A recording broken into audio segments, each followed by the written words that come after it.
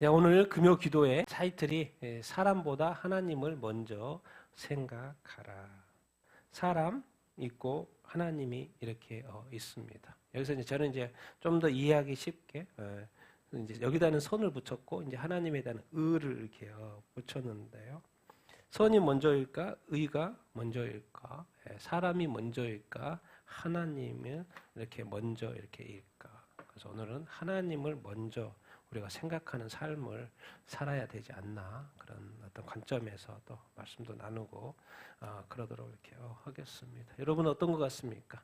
사람을 더 많이 의식하는 것 같습니까? 하나님을 더 의식하며 사는 것 같습니까? 둘 다 의식은 하죠, 다. 한데 우리가 그리스도인으로서 하나님을 더 의식하며 살고 있는가? 이런 것을 좀 생각해 보는 시간이 되기를 이렇게 원합니다. 우리가 금요일마다 세상에 돌아가는 일들을 보면서 또 영적 분별력을 갖고 우리가 더 깨어나기를 원하는 그런 차원에서 금요일 날이었던 세상의 어떤 일들 보면서 영적 관점에서 해석해 보려고 이렇게 하는데요. 이제 드디어 이제 러시아와 우크라이나 전쟁이 거의 다 이제 끝나가는 시점에 되고 있습니다. 횟수로는 벌써 4년차고 이제 3년이 됐죠. 3년 이제 만 3년이 돼가는데 이제 트럼프가 이번에 대통령이 되면서 이제 여기 90분이나 통화했다고 합니다. 푸틴하고 90분이나 통화를 했고 또 그 이후에 무슨 이야기 나누는지 또 젤렌스키 대통령하고 또 이야기 나누고 푸틴은 너무 좋죠. 빨리 끝내줬으면 좋겠다 그러는 것이고 말은 그렇게 안 하지만 그렇게 지금 뜻이 그럴 것이고 젤렌스키 이제 남은 거는 뭐죠? 자기가 어떤 거 어느 땅을 어느 만큼 확보하느냐 이제 그 이슈가 이제 남아 있을 것이고 서로 좋아하죠. 종전 향한 협상 즉시 이걸 이제 키운 건데 즉시 시작 합의를 했답니다. 즉시 합의 시작했고 합의하면 전쟁이 끝나면 이제 재건 알고 봤더니 한국 건설 업체들이 이미 3년 전부터 폴란드에다 지사를 세우고 재건 준비 다 하고 있었더라고요. 그래서 전쟁이 끝날 걸 알았고 그래서 어마어마하게 이 지금 이렇게 무너져 있는 이 어떤 시장이죠. 재건 시장, 건설업체니까 재건하는 것도 한국 기업들도 이미 다 생각을 하고 있고 준비를 이렇게 하고 있더라. 근데 그 시점이 어쩌였냐 이제 지금 이제 시점이라는 거죠. 여러 가지 또 조율이 되겠죠. 조율이 이렇게 될 것이라고 이렇게 생각을 하고 이제 트럼프 대통령이 이제 제1기 때에도 사우디아라비아를 처음으로 방문을 했거든요. 또 2기 때인데 2기가 시작이 됐는데 사우디아라비아 빈살만 왕이 자기한테 오라고 너무나도 간절히 이야기했다고 그래요. 그래서 이번에도 또 처음으로 사우디아라비아를 갑니다. 그래서 사우디아라비아를 갔을 때 아마 이제 이야기로는 푸틴하고 만날 것 같고 그런 또 좀 더 구체적인 이야기를 또 하게 되지 않을까 그런 생각을 이렇게 합니다. 그 정말 너무나도 많은 영혼들이 사람들이 어떤 죽어가고 지금 전쟁이 너무 오래되다 보니까 지금 러시아에서는 뭐냐 타냐 그 무기를 운반을 해야 되잖아요. 근데 차가 없어. 근데 요즘 뭘 쓴다 그래요? 나귀를 쓴다 그래요. 나귀에다 실어가지고 보낸다 이동시켜가지고 없으니까 이동은 해야 되고 그러니까 이제 동물까지 이동을 해서 이제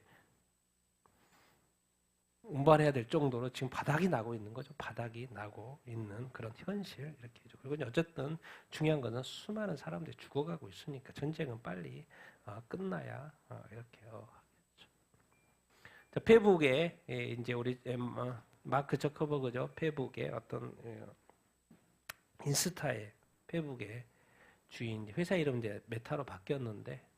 트럼프 대통령이 이제 성은 남과 여밖에 없다 그렇게 말하면서 지금 미국의 가장 큰 또 이렇게 마켓인 타겟도 그렇고 지금 여기도 그렇고 다 바뀌고 있어요. 지금까지 트랜스젠더나 넌 바이너리 남자다 여자냐 아닌 이런 넌 바이너리 이런 것들 다 없어요. 왜냐 대통령의 이 행정부의 방향이 정해져 버렸기 때문에 그렇지 않은 거에 대해서는 자기네들이 계속 가지고 유지를 하면 좋지 않기 때문에 영향을 받기 때문에 그냥 알아서 빨리빨리 지금 다 내리고 있는 거죠. 지금 회사에서 큰 회사들이 지금 계속해서 내리고 있다는 이 흐름, 이 어떤 분위기가 있다라는 것을 여러분 기억을 이렇게 하고요. 여러분 저도 이제 위키백과를 너무나도 잘 많이 쓰고 궁금하면 위키백과 쓰고 앱도 가지고 있고 그래서 계속해서 궁금하면 물어보고 옛날보다 지금은 이제 막 이렇게 AI 뭐죠? 그 검색해 주는 게 많아가지고 여러 가지도 쓰는데 그래도 위키백과를 자주 쓰거든요. 그런데 위키백과도 뭐예요? 편향적인 것. 정치적인 부분에 있어서는 편향적이라. 뉴스예요. 보수 매체 배제하고 정치적 편향이 있더라는 거예요. 참 놀랍죠? 위키백과 작은 것인데 제가 잠깐 이렇게 핵심만 읽어보면 보수 성향의 언론 매체는 100% 차다. 좌파 성향 매체는 16%만 차다. 여기 이제 뭐 브레이브 같은 여러 개 보수 매체들이 있어요. 그리고 여기 밑에는 또 좌파 매체들이 이렇게 있어요. 100% 차다. 일반적으로 그런 건 아주 좀 약간 극보수인 것 같아요. 브레이트나 데일리 콜리나 이런 또 데일리 메일이나 뉴스맥스 뭐 이런 게 있는데 또 트럼프 대통령의 임명자들 다른 보수 성향의 인물들의 위키백과 페이지는 주로 좌파 성향의 언론에 의해서 형성이 된다는 거예요. 그러니까 당연히 어떻게 묘사돼요? 부정적으로 묘사가 될 수밖에 없고. 근데 민주당 인사들은 더 긍정적으로 보도가 된다. 여러분 그러니까 지금 우리는 결국에는 어떤 인터넷이나 이런 걸 통해서 어떤 소식을 접할 수가 없고 지식을 접할 수밖에 없는데 이런 것들이 다 뭐요? 치우쳐져 있다는 거예요. 그럼 당연히 그것만 보면 우리는 자동으로 어떻게 돼요? 치우쳐. 분별이 없는 사람은 그냥 치우칠 수밖에 없는 것이죠. 결국 뭡니까? 이 세상은요, 이 적그리스도가 결국에는 뭐예요? 모든 것을 디지털화, 온라인화해서 사람들의 생각을 조종하는 거죠. 자기들의 노예를 만든 그게 7년 대환란이고 적그리스도 세상 이렇게 아닙니까? 옛날에는요, 통제가 불가능해 오프라인이기 때문에 직접 가서 점령하고 통치를 해야 했던 시대잖아요. 근데 지금 뭐예요? 돈도 온라인으로 들어오죠. 뭐 신분증도 온라인으로 들어오죠. 그러니까 뭐예요? 그거 하나 통제하면 모든 사람이 통제가 되는 시대에 접어 이렇게 있는 거예요. 그러면 이런 어떤 언론들을 통해서 결국은 뭐예요? 우리는 자꾸 우리나라의 싸움도 지금 급하기 때문에 그렇지만 뭐예요? 큰 그림에 있어서는 적그리스도의 등장을 뭐하고 준비하고 있는 것이나 마찬가지예요. 놀라운 것은 이렇게 옛날에는 백과사전 브리테니커 저도 브리테니커 많이 봤고 뭐 백과사전 많잖아요. 근데 요즘엔 또 위키백과를 또 많이 보잖아요. 온라인이기 때문에. 근데 거기에도 또 편향돼 있다. 참 세상이 그렇습니다. 그런데 어쨌든 이 시대에 어떻게 보면 마지막 기회일 수도 있는데 트럼프의 등장은 놀랍습니다. 아무리 생각해봐도 놀라워요. 죽다 살아난 대통령. 그리고 자기가 또 번뜩 해가지고 지금 뭘 하고 있어요? 뭘 설치를 한다? 종교의 자유를 보호한다. 이게 어디까지냐? 이제 대통령위원회 설치해요. 종교의 자유에 관한 새로운 대통령위원회를 설치한다. 신성한 자유를 위협받고 있는 걸 봤다. 바이든 행정부는 독실한 기독교인을 상대로 박해에 가담을 했다. 트럼프 대통령은 정부 내 반기독교 편견을 근절을 하기 위해서 태스크포스 설치를 이미 행정 서명할 예정에 이렇게 있다. 연방 정부 법무부에서 모든 형태의 반기독교적인 표적화나 차별을 즉시 뭐 한다는 거요? 중단한다는 거예요. 우리 사회에서 반기독교적인 폭력과 파괴 행위를 철저히 뭐 하겠다는 거요? 기소하겠다는 거예요. 지금 유럽에서 뭡니까? 거리에서 전도하면 뭐요? 잡아가잖아요. 근데 미국에서는 뭐요? 이제 그럴 수 없는 거죠. 반기독교적인 폭력과 파괴 행위를 뭐요? 철저히 기소하겠다는 거. 잡아가겠다. 경찰 잡아가겠다는 거예요. 미 전역의 기독교인과 종교인의 권리를 뭐한다? 수용한다. 여기 이제 기독교인뿐만 아니라 다른 종교인들. 왜? 종교의 자유 때문에. 종교의 자유 때문에. 여러분 과연 이런 시대가 다시 이 기울어져 이 종교다원주의 시대가 되고 있는 이 세상에 다시 기독교를 보호한다? 종교 자유. 사실 명교의 자유는 미국의 헌법에 있는 것이죠. 그냥 그대로 하는 거예요. 사실 옛날엔 그러지 않았다는데 지금은 다시 한다. 이제 그런 거예요. 그래서 국가조창기도회에서 뭐가 돌아오기 시작했다? 종교가 돌아오기 시작했다. 뭔 말입니까?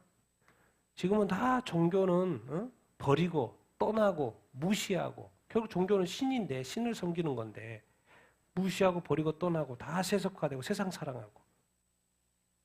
그런데 트럼프가 죽다가 살아나면서 다시 특히나 이제 기독교, 그 종교의 자유 이런 시대가 다시 시작이 된다는 것 자체가 깜짝 놀라는 말은 이랬거든요. 종교다원주의와 시대에 이제 그 폴라 화이트라는 어떤 목사님, 여자 목사님이시더라고. 백악관의 페이스 오피스라는 신앙 사무실, 신앙실을 해야 되는 사무소 설치한다고 했는데 설치했어요, 안 했어요? 백악관 홈페이지입니다, 이게. 이스태블리시먼트야 설립한다는 거예요. 오브 더 화이트하우스 백악관의 페이스 오피스를 설치한다고 지금 2월 7일 날 올라와 있어요. 홈페이지. 백악관 홈페이지. 내용은 저거가 확대한 사진 이건 거죠.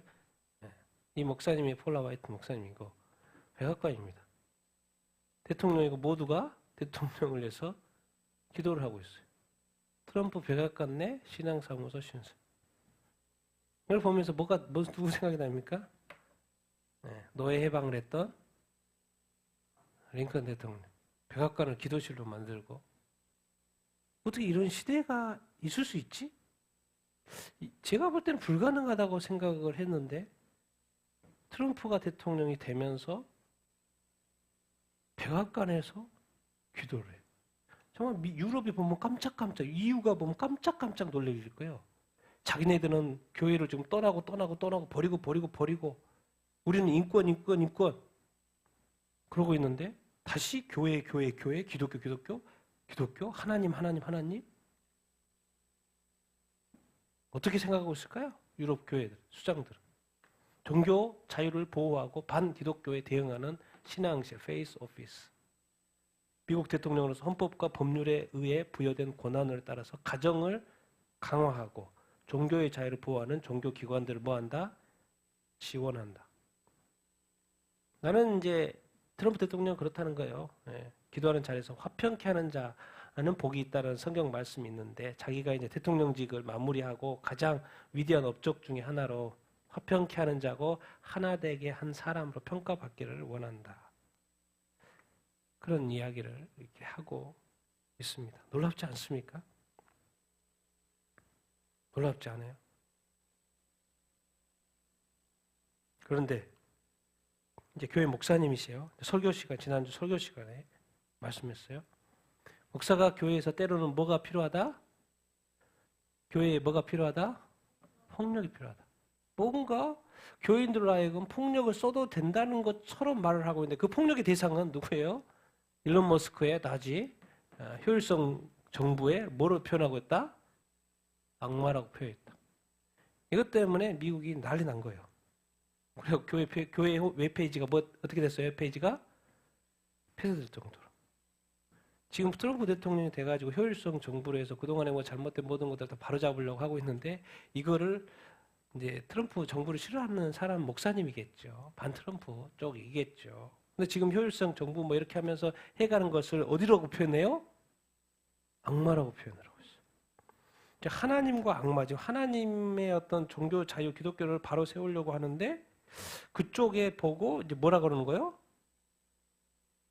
그쪽 편을 악마 쪽이라고 마치 표현하고 그래서 그렇기 때문에 폭력을 써도 된다라는 어떤 의미의 약간 그런 표현을 쓴 거예요. 대통령은 그것을 바로 세우려고 하고 교회 목사님은 그걸 악마라고 마치 표현하고 뭐 어떻게 된 거죠 도대체?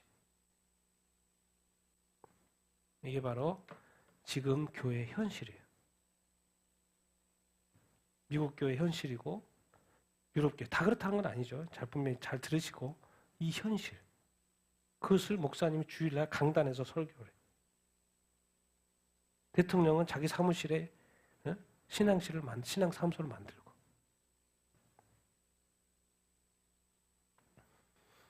또 하나의 현실 정말 놀라운 현실이죠. PC USA 미국 장로교죠. 사실상 해외 선교 중단 결정. 이 PC USA가 뭐냐? 미국 장로회가 어디입니까? 140년 전에 우리나라의 첫 선교사를 파송한 교단이에요. 그리고 한국 장로교와 지금도 장로교니까 교류를 하고 있는. 140년 전에 한국에 첫 선교사를 파송해준 PCUSA. 근데 이제 뭘 끝낸다? 해외 선교 끝낸다는 거예요. 당연히 자금 문제 때문에 그렇죠. 근데 그동안에 PCUSA가 최근 해온 일들이 뭐예요? 계속해서 성소수자 포용 정책을 확대했고, 이제 지금은 어디요? 동성애자, 미장로계 동성애자 성적 허용까지 한 상태예요. 자, 이렇게 가면 하나님이 축복할까요? 안 할까요? 기도를 축복해 주세요. 기도한다고 그 기도를 들으실까 안 들으실까요? 당연히 안 듣죠. 그러니까 계속 어려워지는 거예요. 계속 자금난 얻는 거예요. 그래서 본관 건물 팔고 뭐 팔고 해도 그게 답이 됩니까? 답이 안 나오죠. 바로 하나님께로 돌아와야지 하나님이 축복하는 것이지. 자기가 반성경적인 모든 것을 마음대로 하면서 결론은 뭐예요? 영혼 구원하는 선교에 영향을 미치죠. 140년 우리나라의 첫 선교사를 파송한 미국 장로교회. 전 세계 사역하는 선교사 50%를 감축하겠다라는 강력한 구조조정을 발표했다는 거예요. 해외 선교를 포기하는 수준의 구조조정. 서울 종로에도 PCUSA 동아시아 본부 이제 폐쇄한다는 거예요. 재정난에 딴 거 없어. 재정난 때문에. 재정난 돈이 없으니까 가장 먼저 포기하는 데가 어디예요? 네, 선교 포기. 선교업을 담당하는 미션 에이전시 해체. 그러니까 교단은 있고 교단은 유지하는데 뭐는 포기한다? 선교 쪽은 포기한다는 거죠. 연구하고 발표하고 이런 걸 하겠지만 선교사들을 더 이상 50%라고 했지만 세계 각국에 지난 5일 세계 각국에서 사역 중 60여 명의 선교사들에게 결과를 뭐 했어요? 통보를 했어요. 그냥 알린 거예요. 우리 더 이상 너희들 지원 못한다. 45일 안에 한 달 반 안에 퇴직하든지 재배치되든지 50% 감춘다고 했는데 결국 뭐예요? 다. 뭐 이제 저기도 없는데 뭐 미션 에이전시 선교 파트도 없는데 재배치를 어떻게 할 거며 또 일부만 하겠죠. 그럼 대부분 뭐 퇴직이죠. 그걸 선교사가 한 달 반 만에 통지를 받은 거예요. 한 달 반 만에 정리하라고. 한국에 있는 동아시아 지부도 폐쇄한다고. 결국 뭡니까? 도대체 왜 선교를 하는데? 영혼구원 하려고 선교한 거 아닙니까? 근데 재정난이 되고 늘 하나님의 어떤 반성경적으로 행하다가 어려워지니까 결국은 선교 쪽의 파트를 없애버리는 거예요. 자, 이거는 이제 큰 의미가 있습니다. 저정난 때문에 그렇게 한 거지만 시대가 그렇다는 거예요. 시대가. 교회가 점점 뭘 못하는 쪽으로 가게 되는 거예요. 재정난 지금 미국의 교인들도 엄청나게 줄고 있기 때문에 그 재정난이 계속해서 교회에 매년마다 어려움이 있을 거예요. 그럼 결국에는 우선순위가 어디 쪽이겠어요? 지금 기존에 있는 교회는 유지해야 되니까 어느 쪽? 선교 쪽을 자꾸 줄일 수밖에 없죠. 여기는 아예 그냥 통째로 준다는 것이고 지금 이게 이제 이 교회의 현실이에요. 그러면 결국 대통령은 다시 되돌리려고 하고 뭔가 이게 지금 하나님이 말씀하고 있는 거죠. 미국 교회에. 지금 교회에 말씀하고 있어요. 하나님 아버지 앞에서 죄라고 여겨지는 모든 것들, 반성경적인 것들을 그것에서 돌이켜라. 기도한다고 응답하는 게 아니라 하나님께 돌아와야지 응답하는 거죠. 결국은 우리나라의 대한민국의 첫 선교사를 파송했던 PCUSA가 이제 선교 파트를 없앤다는 거예요. 이런 시대가 됐어요. 이런 시대가. 놀랍지 않습니까? 정말 이거는 제가 볼 때 정말 기적이 기적. 이럴 수가 있나? 교단이 선교 파트를 없앤다는 거예요. 돈이 없어서. 그것도 미국 교회가. 미국 장로 교회가. 이게 지금 엄청난 이야기입니다. 엄청난 이야기.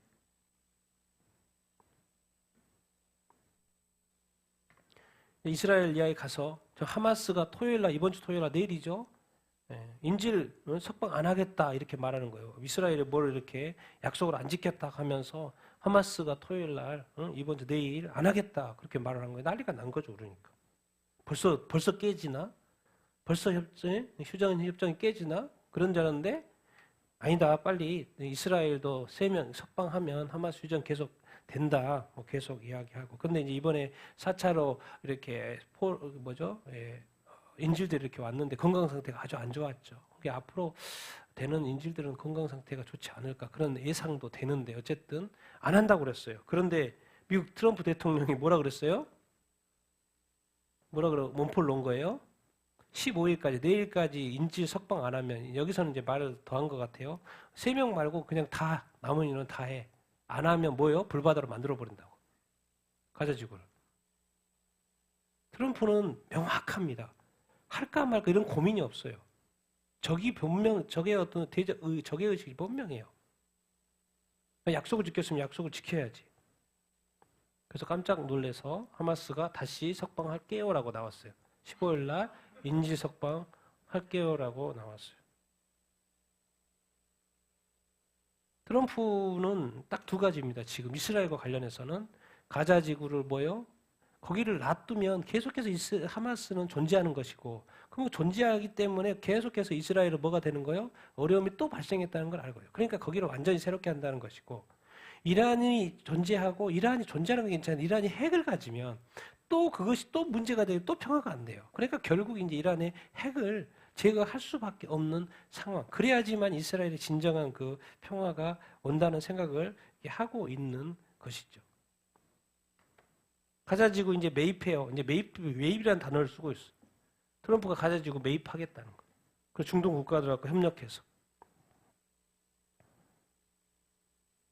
가자지구를 미래 개발을 위한 최적의 지역으로 만들겠다, 재건하겠다, 경제적 활용 가능성에 대해서 사우디아라비아 빈살만 왕세자하고도 의논하고 또 이집트의 대통령과도 회담을 다 가질 예정에 이렇게 있고, 그들이 한 200만 명이나 되는 팔레스타인 사람들 또 주민들 수용해 주라, 이제 그런 이야기를 계속 한다는 이야기죠. 그리고 그것을 비우고 거기를 이제 완전히 재건을 이렇게 해서 정말 좋은 곳으로 이렇게 만들겠다, 그런 이야기. 결론은 이제 궁극적으로 뭐예요? 하마스가 계속 거기에 있으면 안 된다는 거예요. 결국에는 이스라엘 평화는 오지 않기 때문에 그냥 넓게 보는 거죠. 넓게 보는 거예요. 진짜 이스라엘 평화를 하기 위해서는 거기를 아예 사람들 다 내보내야 되니까 누구까지 다 나가게 되는 거예요? 당연히 하마스까지 나가게 되는 거죠. 근데 이제 요르단이나 이제 이집트에서는 안 좋죠. 왜? 하마스 테러리스트들이 자기 땅으로 넘어오는 꼴이 되잖아요. 이게 좋아요, 안 좋아요? 사실 안 좋죠. 다시 안 받아들이고 싶죠. 근데 이제 이집트나 요르단 같은 경우는 미국의 지원을 워낙 많이 받고 있기 때문에 그것을 하여튼간 트럼프 대통령 너 안 도와줘 이렇게 말을, 돈 끊어버려 이렇게 말하니까는 이게 좀 쉬운 이야기가 아닌 거죠. 그 나라 입장에서는. 그런 식으로 나가고 이렇게 있습니다. 두고 봐야 되겠죠. 이게 또 협상을 또 이렇게 하게 될 테니까 이건 보게 되면 두고 보면 되는 거고, 가자지구. 그렇지만 또 누가 반대해요? 바티칸 교황이 트럼프의 가자지구 계획을 뭐예요? 이제 거부하고 이제 부정. 그건 안 된다. 그들이 거기서 땅에 살아야지. 교황이 이제 불법 이민 단속을 이제 미국에서 할 때도 그것도 비난했죠. 이번에 또 트럼프가 가자지구 계획을 발표하니까 또 어쨌든 트럼프 쪽하고 바티칸 쪽하고는 반대로 가는 것 같아요. 서로 충돌, 마음이 맞지 않은 것을 볼 수 이렇게 있습니다. 네, 이게 이제 사실 이스라엘에게 있어서는 이제 핵심 뉴스죠. 미국 정보기관이 이스라엘이 앞으로 몇 달 안에 이란 핵시설에 대한 공격을 검토 중이라는 뉴스가 계속해서 나옵니다. 여기는 몇 달 안이라고 되어 있죠. 몇 달 안에. 지금은 이제 가자지구 문제도 해결해야 되고, 그렇지만 이란은 언제든지 때릴 수 있는 조건이 됐죠. 왜? 시리아의 정권도 붕괴된 상황이고. 근데 이제 미국의 도움을 받아 미국하고 같이 할 건지. 트럼프는 도와줄 의향이 있어 보이고. 여기서는 몇 달. 또 다른 신문에서는 몇 개월? 6개월. 그리고 또 이스라엘 또 다른 신문에서는 뭐라고 돼 있어요? 뭐라고? 이스라엘이 올해 내에. 자, 이 말은 뭔 말이냐면 뭐예요? 올해에는 무조건 이란 핵시설을 친다, 안 친다? 무조건 친다는 거예요. 왜? 이란이 이제 계속 이야기하다가 몇 개월이만 있으면 이제 핵을 개발할 수 있는 상황이 된다. 근데 지금 하냐 아니면 나중에 하느냐 그 이슈가 있을 뿐이죠. 그러니까 이란도 말하는 거죠. 이란 적이 핵시설을 100곳을 공격하면 우리는 다시 몇 곳을 만들겠다? 1,000곳을 만들겠다 이야기를 하고 이렇게 있죠. 근데 이제 이란이 순수하게 핵이라는 요즘에 그 이제 핵이라는 것은 원자력 발전소라는 것은 필요하잖아요. 그래서 유럽 뭐 사우디도 다 만듭니다. 독일도 지금 뭐 재생 에너지 신생 에너지 해가지고 했다가 지금 망했잖아요. 다시 어디로 가요? 원자력으로 가는 거예요. 그러니까 이제 필요한데 여기는 항상 뭐요? 그 원자력이 있는 이 존재 이유가 뭐예요? 뭘 만들려고? 핵무기를 만들려고. 그럼 핵무기를 만들어서 어디다 쓰려고? 이스라엘을 무너뜨리려고. 왜? 이스라엘을 이렇게 적으로 생각을 하고 있기 때문에 그렇죠. 그러니까 이란도 아는 거죠. 공격을 할 거라는 것을 알고 있는 것이죠. 그런데 공격을 받을 거라 알고 있고 이제 공격을 하면 또 우리는 다시 만들겠다. 그런 이야기를 하고 이렇게 있어요. 기사가 지금 결론은 뭐예요? 이스라엘이 언제든 이제 이란의 핵시설을 공격하겠구나. 이제 그런 거. 그 이제 시점 문제가 이렇게 남아 이렇게 있는 거죠. 이렇게 되면 또 뭐 난리가 나겠죠. 근데 좀 사우디는 또 좋아하겠죠. 왜? 이란이 핵을 가지면 안 되거든요. 그럼 이란이 핵을 가진 이상, 시아파 이란이 핵을 가진 이상, 뭐요? 순위파의 저기 왕노릇하고 있는 사우디는 완전히 깨갱갱 되는 거잖아요. 그럼 당연히 자기들도 이란 그 뭐죠? 핵을 가지려고 할 것이고. 그러니까 결국 이제 아는 거죠. 트럼프는 결국 여기서 핵을 가지면 사우디도 핵을 갖게 되고, 그런데 핵 이 문제가 엄청나게 이슈가 되는 거예요. 미리 예방하는 거죠. 여러 가지가 맞는 거야. 이스라엘이 그래서 대신 때리고, 그럼 약간 보조 이렇게 하고, 거기 없으면 당연히 사우디도 핵을 가질 일이 없으니까. 큰 어떤 국제적인 흐름 가운데 이렇게 있는 어떤 것을 알 수 있습니다. 그래서 우리가 이제 보게 될 겁니다. 그래서 결국 이제 이 시대는 하나님의 어떤 이 시간표, 성경의 어떤 시간표, 누구 중심으로 가고 있다는 거요? 이스라엘 중심으로 이렇게 우리가 이 세상의 역사를 볼 수 있다는 거 제가 계속 이렇게 이야기하잖아요. 거기에 지금 미국이 이제 대통령이 이렇게 됐고, 거기에 이제 남은 게 어디예요? 한국이 한국. 한국도 지금 난리죠. 한국이 난리예요. 근데 제가 이런 기사 볼 때마다 이제 이 박근혜 대통령 탄핵의 핵심이었던 그때 특별 검사였던 결국에는 이제 법정 구속됐습니다. 뇌물 받아서 1년 1심 징역 7년 법정 구속이 됐어요. 예, 보석 있었는데 그것도 취소돼가지고 바로 법정 구속으로 들어갔습니다. 뭐 항소하겠죠. 항소해가지고 또 법정 다툼 이렇게 할 텐데. 그러니까 이런 걸 보면서 결국 죄를 지으면 뭐예요? 벌을 받게끔 돼 있어요. 그러니까 우리가 하나님을 믿으면서 죄를 지었다. 그럼 빨리 뭐 해야 돼요? 회개해야 돼요. 결국에는 오랜 시간이 지난 다음에 법정 구속이 되는 거. 그래서 요즘에 이제 윤 대통령 이제 이슈 요즘에 밝혀진 게 뭡니까? 민주당이 홍장은과 곽종근을 뭐 했다? 매수했다. 지금 국민의힘 성일종 의원이 지금 말을 이렇게 하는 거예요. 그러면 그게 누가 어느 후에 이름 다 나옵니다. 김병주, 박범계.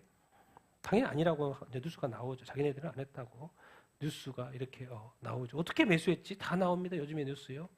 홍장은 여기는 국정원 출신 1차장 박지원, 박선원에게 인사청탁을 했다는 거예요. 박지원, 박선원에게. 그럼 이 모든 사실은 홍장호와 관련해서 박지원도 알고 있고 박선원도 알고 있겠네. 김현태 706선 일단 나옵니다. 민주당에 이용당했다고 지금 말을 하고 있고, 이런데도 불구하고 지금 빨리빨리 재판을 헌재에서는 끝내려고 하고 있고.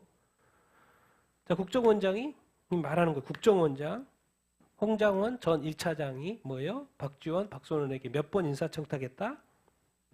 구체적으로 나옵니다. 뉴스가 7번 인사청탁했다. 그러니까 대통령 말에요. 홍장원이 야권 관련 정치 중립 문제가 심각했다. 그래서 해임했다. 그러니까 해임 이제 유출해 보면 해임 됐으니까 뭐예요? 자기가 어느 쪽으로 붙는 거죠? 자기가 이익되는 쪽으로 붙는 거죠. 자연스러운 뭐. 지금 여기에 이 모든 재판의 핵심이 바로 이 홍장원과 여기에요. 이 두 사람. 왜 지금 다른 사람들은 다 뭐 물 이런 것들 뭐 단수 이런 거 하지 끌어내 이런 거 없었는데 이 두 사람 주장을 하는 거예요. 707 단장 김현태 707 단장 자기가 이용당했다. 이용당했다. 핵심이 바로 이제 이 홍장원, 박종근 맞다면 이들이 내란범이 타이틀을 너무 잘 이렇게 적은 것 같아. 뭐 이 모든 것의 핵심은 왜냐하면 내란죄로 뭐죠? 탄핵을 했다가 내란죄를 빼버렸잖아요 지금. 내란으로 하는 게 아니에요 지금. 내란죄를 뺐으니까. 그러면 지금 이것이 그걸 이제 뭘로 몰아가는 거예요? 진짜 이 홍장원과 이 곽종근의 증언을 통해서 메모를 통해서 지금 죄를 찾고 있는 것인데 알고 봤더니 이 사람이 다 매수되고 여기에 가장 큰 핵심이 뭐예요? 메모예요, 메모. 이분이 홍장원 국정원 1차장 메모예요. 제가 지난번에 메모 보여줬습니다. 근데 그 메모가 하나인 줄 알았더니 몇 개라고요? 하나인 줄 알았더니 몇 개? 그 뭔 말입니까? 계속해서 썼다는 거예요. 고쳐 썼다는 거죠. 이런 것들이 지금 다 드러나고 있어요. 국정원장이고, 이 메모 어디 썼지라고 전에 이렇게 증언할 때 어디서 했냐면, 공간 앞에서, 공간은 집이죠. 자기 공간이니까. 자기 집 앞에서 썼다고 했는데, 지금은 뭐라 그래요? 아니, 지금이 아니라, 자기가 공간 앞에 썼다고 그랬는데, 알고 봤더니 어디에 있었어요? 그 시간에? 자기 사무실에 있었어요. 그럼 어떻게 알지?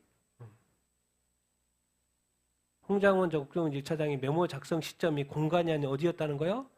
청사 사무실이었다는 것을 뭐로 확인됐어요? CCTV. 홍장 전 차장이 작성한 메모에가 뭐라는 거예요? 그럼 말이 안 맞다는 거예요. 자, 홍 전 차장은 오후 11시 6분에 국정원장 공간 앞에 국정원장 공간 앞 어두운 공도에서 메모를 썼다라고 말을 했는데 CCTV를 해보니까 그 시간에 어디 있었다는 거예요? 청사 본인 사무소. 그래 지금 이게 이슈인데 여기에 몇 번 메모가 몇 거다? 네 종류라는 거. 시간이 지나니까 이게 지금 어떤 스토리인지가 지금 다 드러나고 이렇게 있습니다. 우리 세이브 코리아 대한민국을 위해서 이렇게 지금 모여서 기도하는 것도 쉽지 않은데 지금 매주 토요일마다 또 뭐 천안에도 주중에도 모이고 동대구 지난번에 몇만 명 모였다고요? 15만 명 모여서 세이브 코리아 대한민국의 어떤 구국을 위해서 대한민국을 위해서 계속 기도한다. 날씨도 되게 추웠는데 그날 많이 이렇게 모였다. 이제 이번 주는 어디입니까? 전라도입니다. 전라도 광주 한 10만 명 모일 예상 뭐 이렇게 하고 있고 뭐 이렇게 양쪽에서 이렇게 열심히 또 하겠죠. 반대도 있고 찬성도 이렇게 있고 광주 가는 어떤 서울에서 광주 가는 열차 대부분 매진됐고 뭐 이런 이야기. 이건 역사적인 날이죠. 어떻게 보면 탄핵 반대 집회를 하는데 민주당의 어떤 적인 광주에서 집회를 한다. 근데 이제 얼마나 모이느냐 이제 봐야 되는데 많이 모일 것 같고 지금 어떤 대한민국 역사에서 일어날 수도 날 수 없는 그 일이 지금 일어나고 있는 거예요. 희한한 일인 거예요. 주권 윤 대통령의 국민 변호인단 15만 명, 15만 7천 명이 지금 가입을 해가지고 국민 변호인단. 그러니까 박근혜 대통령은 다 대부분이 8, 90%가 거짓말했는데 그것이 그때 다 진실인 줄 알고 그냥 다 넘어가고 탄핵되고 끝. 그거였죠. 근데 지금은 상황이 좀 약간 틀려요. 상황이 좀 틀리죠. 이분이 이제 전환계 강사가 이제 많이 영향을 미치고 있고 신앙의 자유가 있을 때 교회도 목사도 존재한다. 정말 바른 말을 사회주의 국가 되지 말란 법 없다. 타 종교는 기독교에게 비쳤다. 이번에 탄핵 반대 집회에 주도한 기독교에 비쳤다. 교인 떠날까 눈치 보는 목사들 훗날 후회할 수도 있다. 자유민주주의 주장하는 것이 성경적이다. 지금 이 싸움은 무슨 전쟁이다? 영적 전쟁이다. 요즘에는 목사는 조용하고 있고 평신도가 떠들고 진실을 말하고 있고 설교하고 있어요. 목사는 교회에 갇혀서 이렇게 말씀 선포만 하고 있고, 성도는 이 시대를 이해하고 체제의 위기인지 교회의 위기인지 영적인 위기인지 나라의 위기인지를 다 분별하고 자기 직업을 버리고 하고 있고. 근데 맞는 말은 다 맞아요. 사회주의 국가가 안 되라는 법이 어디가 있냐. 지금 이대로 가면 당연히 되죠. 지금 신앙의 자유가 있을 때 교회도 있고 목사도 있죠. 그럼 뭔 말입니까? 성도는 깨어있고 목사님은 영적으로 잠자고 있고, 미국의 교회 목사님은 엉뚱한 소리 하고 있고 대통령은 또 바로잡고 있고 성경적으로 가고 있고, 유럽의 모든 교회 수장들은 다 반성경적으로 하고 있고 일부 성도가 깨어서 그것을 지키고 있고 기도하고 있고 또 전도하다가 잡히고.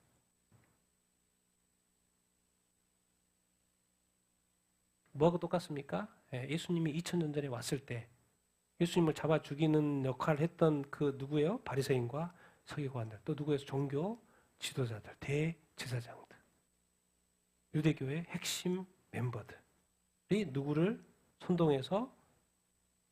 유대인들을 선동해서. 지금 이 시대가 그러는 거예요.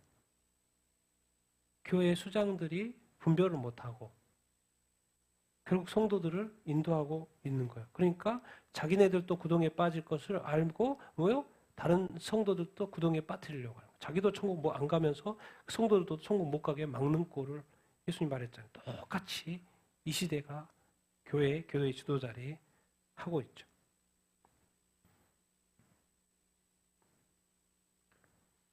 극우 세력, 한국교회 대표할 수 없어. 딱 알고 때 어디서 성명서 냈어요? NCCK. 여기는 기본적으로 NCCK는 평화 이야기하지만 기본 개념이 다음 글에 있어요. 12월 23일 계엄을 어떻게 규정하고 있어요? 쿠데타라고 규정을 하고 있죠. 그러니까 탄핵, 찬성 쪽에 관점을 줬죠. NCCK. 늘 이야기죠. NCCK가 만든 데가 방송사가 어디예요? 기독교 방송, CBS. 그래서 누콘누스나 이런 거 보면 다 탄핵, 찬성 쪽에 이야기가 계속 나오죠.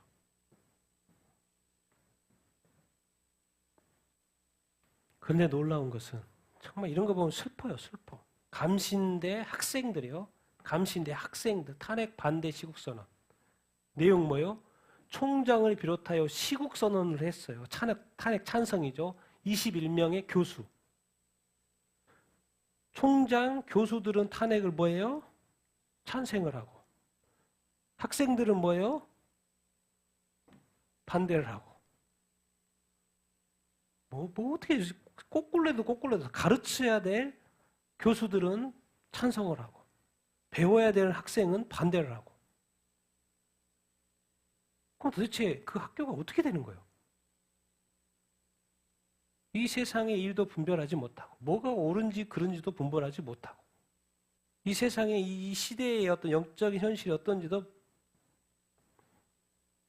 그 일부 학생이 깨어가지고 자기네들이 또 그렇게 사고 촉구한다는 거예요. 더 이상 학교가 아닌 거죠. 특히나 이 감신대는 기독교, 감리교 신학대학교, 기독교 대학 아닙니까? 그런데 교회 지도자들이 지금 이 시대의 지도자들, 총장부터 교수님까지 다 이러고 있다는 거예요. 게임이 끝난 거죠. 그러니까 미국 같은 경우도 죽다 살아나니 죽었어야 됐었는데 이 하나님 살려줘가지고 어차피 하나님 살려줬다고 믿기 때문에 지금 막 하는 거예요. 이게 우리나라도 뭔가 죽다 살아난 사람이 있어야지만이 이런 일이 가능하는 거랑 똑같아요. 이상하게. 이스라엘도 그렇고 대한민국도 그렇고 미국도 그렇고 같이 가. 왜? 유일하게 기독교가.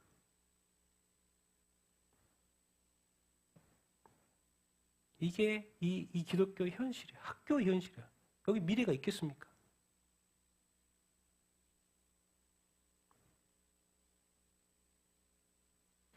내란 형사재판 검찰 증인 520명, 윤 탄핵 심판은 몇 명 증인이?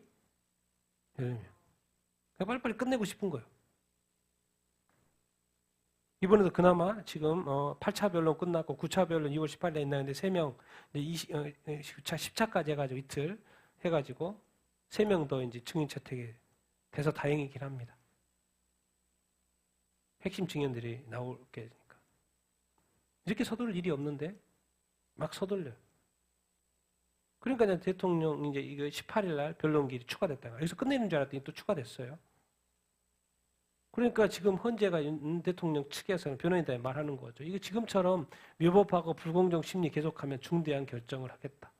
중대한 결정은 무엇인지 모르겠지만. 근데 여러분 제가 이제 말하고 싶은 건 핵심입니다. 만약에 대통령이 돌아와도 이 상황이 안 바뀔 수 있어요. 대통령이 궁극적인 이 계엄 선포를 한 비상계엄 선포한 궁극적인 목적 중에 하나가 이 부정선거예요. 근데 선관위가 앞으로도 계속해서 감사가 할 수 없다는 그 전제가 된다면 계속해서 거기는 부정 선거가 될 거고 그리고 뭐 변화가 없죠. 여러분 이 비상계엄의 핵심은 부정선거예요. 그래서 이제 이미 미국 같은 경우는 부정선거가 스타트 됐습니다. 조사가 스타트 됐어요. 이제 A웨이비고 뭐가 다 조사가 나올 겁니다.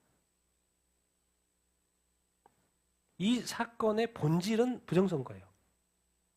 그런데 이것이 핵심이기 때문에 증인들은 막 채택을 해주는데 이것은 절대 안 되는 거죠. 투표자 수, 서버 검증은 안 돼요. 심지어 선관위에서도 받겠다고 하는데 헌재는 안 되는 거죠.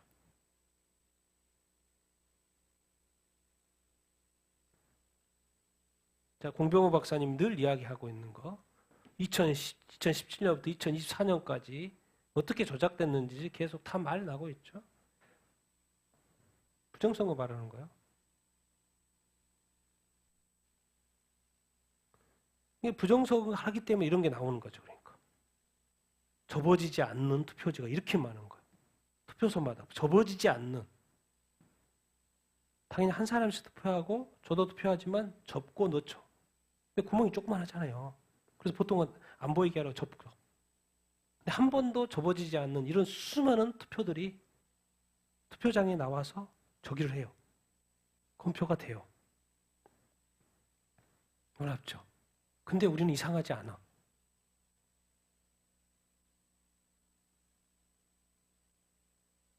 지금 말합니다. 전 국정원 차장이 말해요.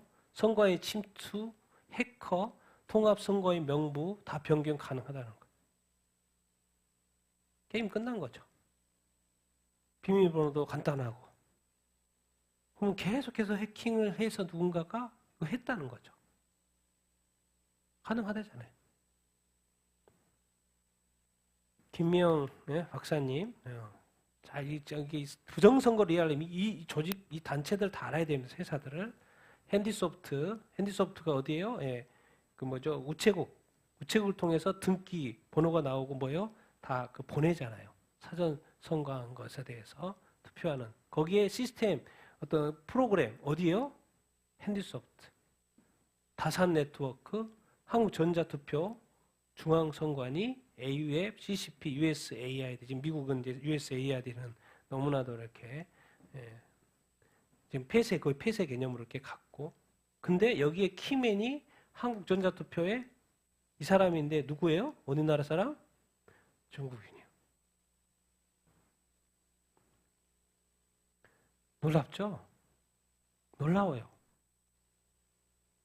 AUF 왜 일반 언론들에서 왜 이 어떤 이 부정선거에 대해서 다룰 수가 없는 이유가 있는 거예요.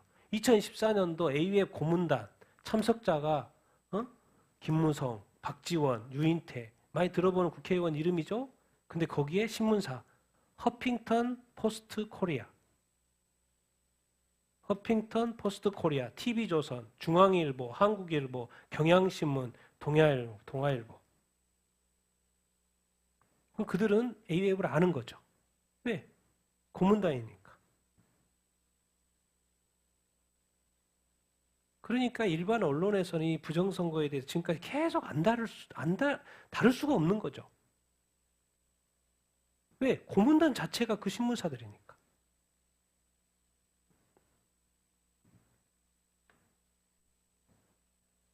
민경욱 의원이 마지막으로 민경욱 의원이 민주당 강창일 의원의 그 텔레그램 조선족에게 부정선거 관련 비밀 작업을 시켰다는 제보에 등장한 텔레그램 캡처 화면이 이건 뭐 자기 이름이라고 뭐 이야기하더라고 민경욱 의원은. 근데 내용 그래요. 안나 씨 인원은 다 모았습니까? 예, 전부 조선족이어야 합니다. 네, 전부 조선족으로 모았습니다. 명단 보내면 참관인으로 등록해 놓겠습니다. 네, 이번에도 개표기 가리라고 지시하면 되나요? 네, 그리고 믿을 만한 사람들만 모아서 도봉울로 보내세요. 정말 믿을 만한 사람이어야 합니다. 이번에는 뭘 하시길래? 이번에는 김일성 장군님 할 겁니다. 이건 이제 안 오겠죠. 아, 그렇군요. 알겠습니다. 믿을 만한 사람으로 모으겠다 그래. 누구요? 민주당 강창일 의원이 하고 대화하는 내용. 텔레그램은 비밀이 유지되니까. 근데 그게 어떻게 또 이렇게 캡처가 됐어요? 도대체 우리 대한민국에 어떤 일이 지금 일어나고 있는 거예요? 더 이상의 어떤 이 선관위는 아직까지 한 번도 선거에 대해서 감사를 받은 적이 없어요. 인사권에 대해서는 3천 몇 명 채용하는데 1,200명이 그런 식으로 하고 선거에 대해서는 지금까지 한 번도. 그러니까 뭐 한 거야? 저희가 가능한 거죠. 그래서 저는 기본적으로 이 부정선거가 해결되지 않으면 미국서도 이제 밝히기 시작하겠지만은 이게 이제 대통령이 다시 적이 된다고 해도 이 이슈가 해결되지 않으면 선관위가 감사를 받지 않으면 국회가 여전히 행정부를 저기하는 쪽으로 가지 않을까. 한번 보십시다. 그래서 나라를 위해서 계속 기도해야 되는 것입니다. 여러분 브라질 우리 이제 큐티 지난 주일에 큐티죠. 브라질 뉴스가 있어가지고 제가 찾아본 거예요. 찾아본 거 이렇게 뭐 요즘에는 뭐 인터넷 딱 쳐서 AI 검색에 물어보니까 이렇게 나와. 초창기 버전인 것 같아. 브라질의 종교 현황 좀 가르쳐줘 했더니 카톨릭 64%예요. 개신교 31%예요. 합쳐봤더니 기독교 몇 프로? 95%. 그러니까 이 많은 뭐요? 아주 초창기 버전을 가르쳐 준 것 같고 제가 세 개를 검색했는데 87%까지 있었고 제일 작은 거. 다른 데 봤을 때 브라질 종교회니까 카톨릭 55%, 개신교 27%. 합치면 82%. 아, 그러니까 지금 일단 브라질은 기독교가 몇 프로가 넘는다? 적어도 80%가 넘어요. 완전히 기독교 국가죠. 지금은 떨어지고 있고 개신교는 이제 올라가 있고 카톨릭은 많이 다운되고 있고. 그런데 지난주 저기 주일날 큐티책에 올라온 기도 제목이 치안부재, 브라질의 고질적인 사회 문제, 성폭력 사건, 지속적이니까 6분에 한 번꼴로 강간, 여성 살해, 가정폭력, 스토킹, 성희롱. 브라질에서 이러한 악이 끊어지고 연약한 사람들이 보호받기를 기도하십시다. 이게 바로 우리가 좀 수요일도 고린도전서 하지만 고린도 교회 현실, 기독교 국가의 현실. 그럼 더 이상 뭐 브라질이 기독교 국가인데 그 기도 제목 올라온 것이 성경에서 하지 말라고 하는 그 내용들로 올라와 있어요. 그럼 이거 기독교 국가이 아니에요. 아니라는 거죠. 그럼 뭐예요? 명목상의 기독교? 도대체 어떻게 해석을 해야 합니까? 성경학자 앤드류 월스 60년 연구에서 가장 놀라운 점은 뭔가? 이분은 뭐요? 이제 하비 케아니 박사님이시고 기고를 한 건데 기독교 이주민들 자녀의 영적 어떤 상태, 영적인 안녕을 두려워하는 이유에 대해서 기고를 이렇게 한 거예요. 누구냐? 유럽에서 성장하는 아프리카 이주 2세대, 아프리카 이주 2세대 종교적인 삶에 대한 이야기 다루는 거예요. 그리고 이주 2세대, 디아스포라, 유럽에 사는 아프리카 크리스찬들을 말하는 거예요. 자녀들 유럽에서 태어났거나 또 뭐예요? 태어났고 출생 후 부모를 따라 이주한 사람. 그래서 유럽에 사는 아프리카 2세대 크리스찬들. 그런데 조사를 해보니까 가장 걱정스러운 것이 유럽이 어떻게 돼요? 세속화되고 또 개인주의적인 환경이죠. 거기서 자라는 거예요. 그러니까 당연히 어떻게 돼요? 세속화되는 거죠. 그리고 어느 만큼만 신앙을 유지해요? 극소수만. 아프리카, 이주, 유럽에 사는 2세대들의 극소수만 신앙을 유지하다는 거예요. 왜? 유럽 사회가 이미 어떻게 돼버렸어요? 말이 기독교지 완전 세속 사회인 거예요. 그래서 안타깝게도 많은 이들이 가정이나 교회에서 충분한 종교적 교육을 받지 못하고 결국 신앙에서 뭐한다? 멀어진다는 거예요. 100년 전 유럽 선교사들은 아프리카가 이슬람화 될 것을 우려해서 기독교로 개종시키려 했다는 거예요. 아프리카가 이슬람화 되는 것이 너무 빠르니까 그것을 막고 싶었다는 거예요. 오늘날에는 뭐예요? 아프리카 이주민들이 자녀들이 기독교에서 어디로 개종한다는 거예요? 세속주의. 세속주의를 하나 종교로. 세속주의로 개종할까 봐 걱정하고 있다. 뭔 말입니까? 이제는 종교가 하나님의 자녀를 뺏어가는 게 아니라 어디가 뺏어가요? 세상이 뺏어간다는 거예요. 그런데 그 아프리카 2세대들이 자라는 그 유럽이 이미 세속 사회가 돼버렸어요. 명목상의 기독교. 그래서 부모들이 선교학자가 걱정하는 거예요.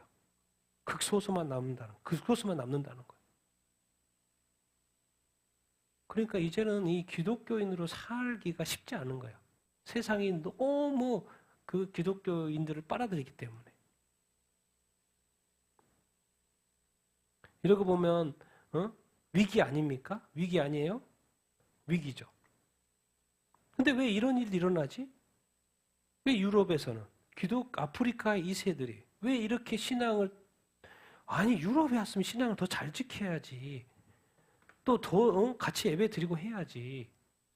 그들조차도 같이 유럽 교회 성들이 떠나는 것처럼 그냥 떠나버린다는 거예요. 극소수만 남다는 거예요. 근데 왜 그러는지 제가 한번 통계적으로 제가 언제 보여드리나 했는데 오늘 보여드려요. 제가 계속 정리하고 요서 프로젝트 알죠? 제가 어떤 성경의 통계를 낼 때, 민족 통계 낼 때, 교회 통계 낼 때 어디를 보냐면 두 군데 보죠. 그 중에 하나가 여호수아 프로젝트. 거기 가서 다운받을 수 있어요. 자, 전 세계 국가별 복음화율이 나와요. 전 세계 국가, 230 몇 개 국가의 복음화율이 나옵니다. 1위부터 230 몇 위까지. 올해 1월 버전입니다. 올해 1월 버전. 100%도 있어요. 토켈라우? 바티칸 시티에서 100%부터 쭉 100%, 80%, 70%, 60%. 나라들입니다. 현재 선조라는 나라들이에요. 그 다음에 90% 브라질, 크리스찬, 필리핀 89% 나라들을 쭉 그리스, 미국 76%, 캐나다, 러시아 나라별의 기독교 비율이 다 나옵니다. 그냥 그 의미만 들으세요. 글씨가 적어서 안 보이니까 의미만 들으세요. 한국 몇 프로 나와요? 나라? 똑같죠. 30%. 한국, 사우스 코리아 5,100만 명 30%. 이집트, 인도네시아, 베트남 10%. 미얀마 나오네요. 미얀마 8.57로 나와요. 8.57로 이렇게 나오고 우리 스리랑카 제가 사역했던 스리랑카 7.62% 거의 다 맞습니다. 예, 여기에 6.5%가 캐톨릭이고 보통 1%, 1.5%가 개신교 이야기합니다. 통계가 거의 많이 맞더라고요. 2,100만 명 맞죠, 인구. 지금 시리아 이제 5%. 지금 많이 떨어졌어요. 100%부터 80, 70, 60, 50, 40, 30, 20, 10 계속 있습니다. 나라별로 통계가 있어요. 여기 지금 이제 10% 이하로 내려온 나라들이에요. 그래서 5%까지 제가 칸을 친 거고 시리아. 그 다음부터는 4%, 3%, 2%까지 계속해서 나옵니다. 캄보디아 3%. 제가 보여드릴 이유가 있겠죠? 인디아, 재팬 2%. 북한 1.6%. 지하교회가 있으니까 1.6%. 이스라엘 1%, 1.3. 파키스탄, 방글라데시 0.0%대로 떨어졌어요. 0%. 기독교인이 있죠. 예. 방글라데시 교회 많죠. 예? 인구가 워낙 많고 1억 7천이나 되니까. 자, 이스라엘, 파키스탄 조금 위에 같이 해서 이제 마지막이기 때문에 238개국이 있어요. 마지막이 아프가니스탄입니다. 인구도 4,300. 총 인구가 지금 거의 비슷하죠. 80억이니까. 요즘 81억 2천 정도 하니까. 그런데 맨 마지막에 아프간 나라에 기독교 비율이 몇 프로 나와요? 0.02%. 아프간에 기독교인이 있어요, 없어요? 있어요. 근데 지금 그 탈리반이 잡으면서 다시 많이 떠났죠. 떠나서 없는 거고. 원래 탈리반에도, 아프간에도 교회가 있어요, 없어요? 믿는 자도 있어요, 없어요? 있어요. 그러니까 지금 이 세상에 나라가 238개가 나오는데 모든 나라에 교회가 있고 믿는 사람이 있다는 통계입니다. 자, 두 번째. 나라별로는 이제 모든 민족 믿는 사람이 있어요. 자, 그러면 민족별로 있어요. 민족은 워낙 17,000개도 이야기하고 막 얘기하잖아요. 근데 이제 여기서는 여호수아 프로젝트는 어떤 통계를 내놨냐면 민족별, 뭐예요? 친화력 블록, 어프머티브, 뭐냐면 동일 문화권. 동일 문화가 비슷한 끼리 묶어 넣었더니 그것이 몇 개냐면 260 몇 개로 나와 있어요. 그걸 또 기독교 비율로 나와졌더라고. 민족별이 아니고 민족 그 어떤 동일 문화권 속에. 그래서 99%부터 지금 필리피노, 센트럴 필리피노 해서 96%. 민족별입니다. 민족 어떤 동일 문화권의 민족별. 한 각각의 민족이 아니고 그룹으로 나눠서 100%부터 99%부터 이제 히스패닉 92%, 뉴기니아 90% 이렇게 해서 90, 80. 여기 이제 민족 단위입니다. 민족 단위. 민족 그룹이죠. 민족 그룹. 앵글로 아메리카, 또 스페니시, 스위스니까 스웨디시, 피지. 다음에 이제 60% 앵글로 켈트족, 저머니, 독일. 자, 그 다음에 이제 20%로 떨어져 16%, 사우스 코리아, 노스 코리아 같이 묶어요. 예, 한민족이니까 한 그룹으로 묶는 거죠. 거기는 몇 프로? 22.41%로 두 개 다 묶다 보니까 떨어졌죠. 묶다 보니까 떨어진 것이고, 그래서 지금 20% 떨어진 것이고, 그리고 차이니스 13억 정도, 13억, 14억 이야기 하잖아요. 거기에 한 10% 이야기하죠. 우리가 막 1억 막 좀 넘는다고. 근데 여기서는 9.83%로 이렇게 나왔어요. 많은 거죠. 1억. 차이니스 민족 단위입니다. 재패니스 자, 민족 그룹. 재팬은 또 하나뿐이니까 1.79%. 주이시 유대인들 민족이니까 1억 6천 거의 맞죠? 통계가 인원이 1억 6천이니까 이렇게 이스라엘에 1,000명 나머지에 또 한 500만 명 있다고 그러니까 1억 6천 비슷한 것 같고 1억 1.49% 기독교의 비율 49%.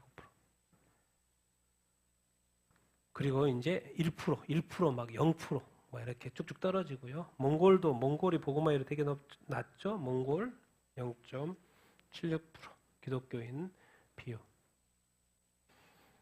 그리고 0.0.0.0. 자, 1%가 안 되죠. 버미수도 여기도 버마는 복음화율이 낮죠.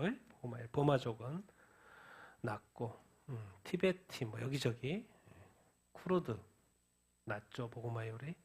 제가 이제 마지막 이거 지금부터는 0. 몇이라도 있었던데 여기는 이제 0% 249부터 249 민족 그룹부터 마지막 269 민족 그룹까지는 뭐예요? 기독교 비율이 0%. 기독교인이 없다고 보는 거겠죠.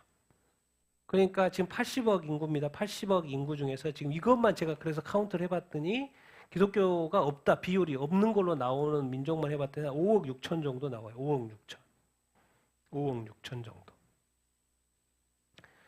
민족 그룹에 있어서 지금 이거는 막 그 만 몇천 그룹 막 이렇게 하는 것 중에서 지금 260그 동일 문화권으로 해서 묶은 것을 269 그룹인 거고 269 민족 그룹 이렇게인 거고 거기에 지금 한 20개 민족 그룹 정도의 기독교인이 없는 걸로 이렇게 나오고 그것은 인구로 하면 5억 6천 정도로 이야기 나오고 이렇게 있습니다. 국가별로는 다 복음화가 됐는데 민족별로 보니까 복음화가 안 된 0%인 민족이 이렇게 있는 것이죠. 그래서 그 복음화를 위해서 이제 교회가 달려가고 이렇게 있고 성경 번역이 되어 있고 또 성경 번역으로는 거기서는 뭐라 합니까? 거기서는 뭐라 그래요? 지금 98%가 모든 민족의 언어로 번역이 된 상태. 성경 번역은 98%가 성경 번역, 2%가 지금 성경 번역이 남았다. 이제 이야기를 하고 있고 이제 민족 단위로 보면 또 이렇게 통계가 이것은 다 나와 있는 자료입니다. 여호수 프로젝트 홈페이지에 가면 당연히 영어로 되어 있고요.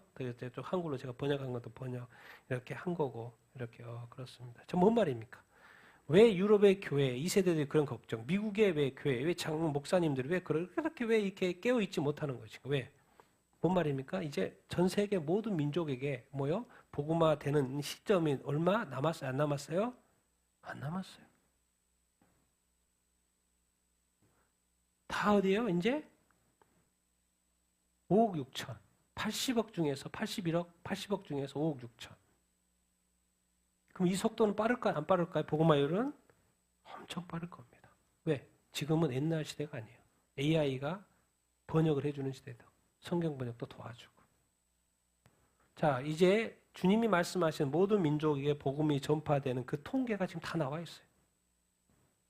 성경 번역도 그렇고 모든 민족 단위의 복음화율도 다 나와 있어요.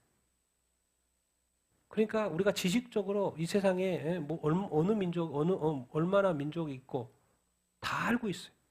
알고 봤더니 모든 민족의 복음이 전파되는 거의 다 타임에 와 있는 이때에 뭐예요? 교회가 정신을 못 차리고 있는 거예요. 예수님이 2000년에 왔을 때 예수님 못 박은 것처럼 지금 이 시대에 전 세계 교회가 타락해가고 있는 이 시점하고 있었다는 거예요.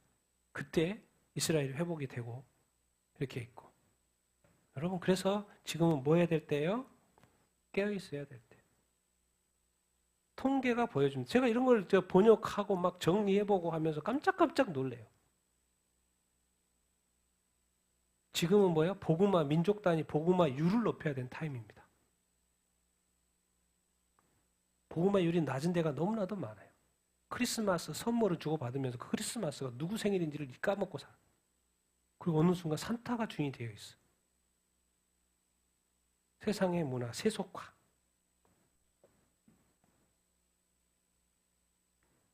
정말 우리가 이런 어떤 뉴스를 보고 통계를 보면서 깨어나지 않으면 주님에게도 답이 없죠. 그래서 오늘 또 우리 성경 통독 본문이기도 하죠. 같이 한번 읽어보겠습니다. 시작. 사무엘이 사울에게 이르되 여호와께서 나를 보내어 왕에게 기름을 부어 그의 백성 이스라엘 위에 왕으로 삼으셨은즉 이제 왕은 여호와의 말씀을 들으소서. 지금 가서 아말렉을 쳐서 그들의 모든 소유를 남기지 말고 진멸하되 남녀와 소아와 젖먹는 아이와 우양과 낙타와 나귀를 죽이라 하셨나이다 하니 백성이 야각과 그의 왕과 소의 가장 좋은 것 또는 기름진 것과 어린 양과 모든 것 좋은 것을 남기고 진멸하기를 즐겨 아니하고 가치 없고 하찮은 것은 진멸하니라. 사울을 하나님께서 왕으로 세우셨는데 블레셋과의 전투에서 하나님께 순종하지 않는 거예요. 그래서 마지막 테스트를 하는데 그게 바로 이 아말렉. 이스라엘 백성이 광야 생활 나오는데 도와주지 않는 것에 대한 처벌. 그래서 사무엘이 선지자가 사울 왕에게 여호와의 말씀 들으소서 아말렉 가서 남기지 말고 다 진멸하시고 다 죽이소서 명령을 받고 갔는데 이것이 하나님의 테스트인지도 모르고 간 거죠. 이게 마지막 기회인지 모르고 간 거죠. 갔더니 너무 좋네. 이겼어요. 사울과 백성이 또 이야기하네. 아각 살리고 가장 좋은 것 자기가 구분하기 시작해. 이것은 좋은 거 가서 가지고 좋은 거 가서 제사 드리면 좋겠다. 그리고 가치 없고 하찮은 것은 다 진멸하고. 결론은 뭐예요? 하나님은 다 진멸하라고 그랬는데 남기고 진멸하기를 뭐 하잖아? 명령은 받아서 갔는데 어느 순간 자기 판단을 다시 들어가게 된 거예요. 이게 우리가 교회들이 조심해야 될 거예요. 우리가 성경 말씀을 보면서도 뭐예요? 사는 것은 어떻게 살아요? 자기 생각대로 살아요. 같이 한번 읽어보겠습니다. 시작. 하나님의 말씀에 너의 생각과 의견을 섞지 말라. 그냥 그대로 순종하라. 죽이라고 했으면 죽이는 거고, 친밀하라고 했으면 친교고, 남기지 말라고 하면 남기지 말라는 쪽으로 가야지. 또 어느 순간 좋고 나쁜 걸 자기가 구분하는 거예요.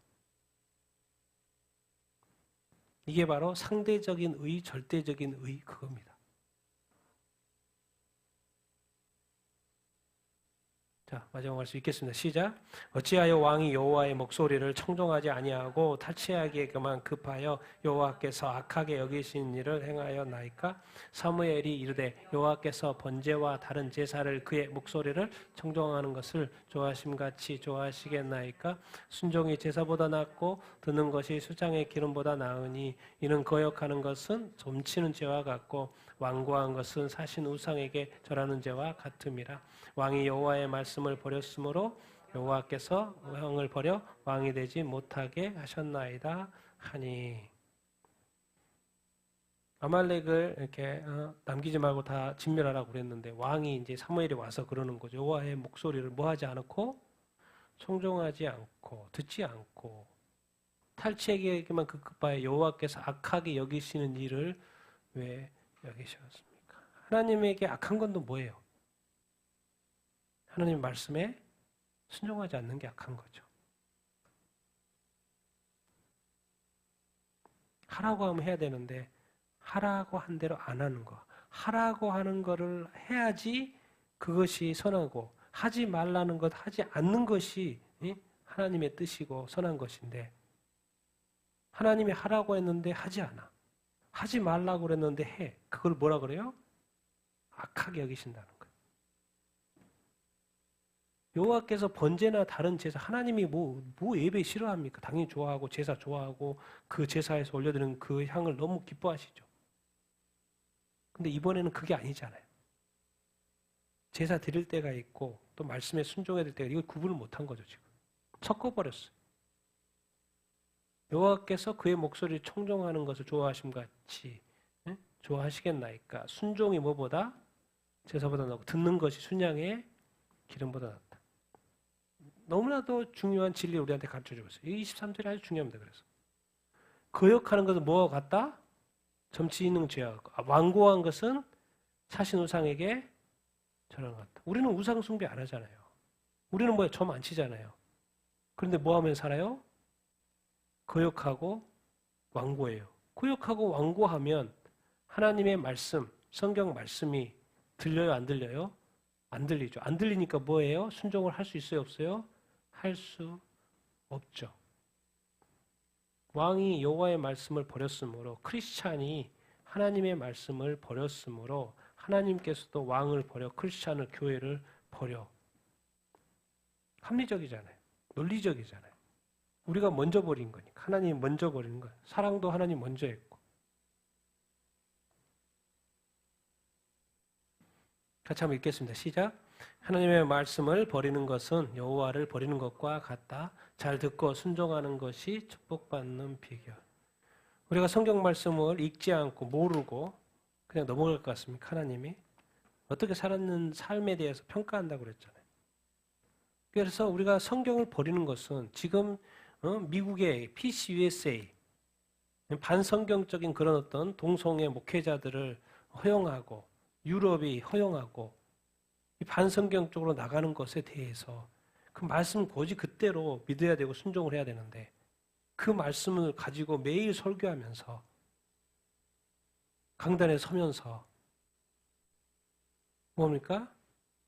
하나님이 말씀하지 않은 법들을 만들어가지고 같이 섬기고 있으니까 하나님이 가장 싫어하는 것은 하나님도 섬기면서 다른 우상도 섬기는 거예요. 하나님을 예배하면서 다른 것도 괜찮다고 말하는 거예요. 하나님이 하지 말라는 것도 괜찮다는 거예요. 그러면 하나님도 떠나고 예수님도 떠나고 성령님도 떠나죠. 어느 순간 뭐예요? 교회가 영적으로 죽어 있는 거죠. 모임이 되어 있는 거죠. 하나님의 말씀을 버리는 것은 하나님을 버리는 것하고 똑같습니다. 말씀은 한번 하나님을 버리는 것은 모든 것을 버렸다라는 느낌이 드는데 하나님의 말씀 한 번 안 지키는 것은 그냥 괜찮을 것 같은 그런 생각 들지 않습니까? 이 시대 교회가 그런다는 거예요. 하나님도 예배하면 그건 하나님이 괜찮다고 생각하는 거예요. 뭐 이거 조금 그 동성애하고 동성애 목회자가 예배하고 이거 다 허용해도 교단이 허용해도 이 정도는 한 가지 죄니까 또 허용하실 것 같더라는 그런 생각. 그래서 결국 뭐예요? 하나님의 축복이 없다 보니까 결국 성교의 문을 성교 부서를 폐쇄해버려요. 그런 지경에까지 미국의 PC USA가 왔다는 거예요.